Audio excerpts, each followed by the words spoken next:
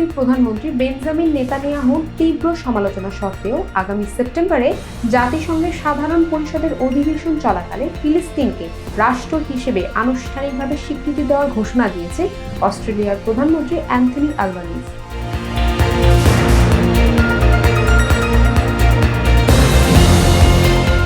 প্রধানমন্ত্রী অ্যান্থনি বলেন, ফিলিস্তিনি কর্তৃপক্ষের কাছ থেকে কিছু অঙ্গীকার পাওয়ার পরে স্বীকৃতির সিদ্ধান্ত নেওয়া হয়েছে।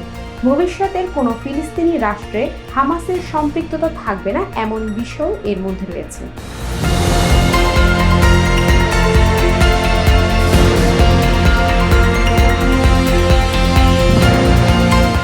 অস্ট্রেলিয়ার এই পদক্ষেপ যুক্তরাজ্য, কানাডা ও ফ্রান্সের সাম্প্রতিক অবস্থানের সঙ্গে সামঞ্জস্যপূর্ণ। ইউরোপের এসব দেশও ফিলিস্তিনকে স্বীকৃতি দেওয়ার প্রক্রিয়া ত্বরান্বিত করেছে। নিউজিল্যান্ডও একই ধরনের পদক্ষেপ বিবেচনা করছে বলে জানিয়েছে।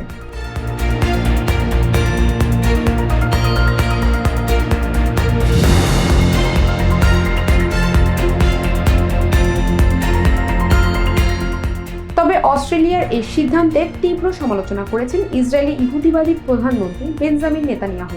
তিনি এই পদক্ষেপকে লজ্জাজনক বলে আখ্যা দিয়ে দাবি করে বলেছেন, এই প্রক্রিয়া শান্তির পরিবর্তে যুদ্ধ বয়ে আনবে।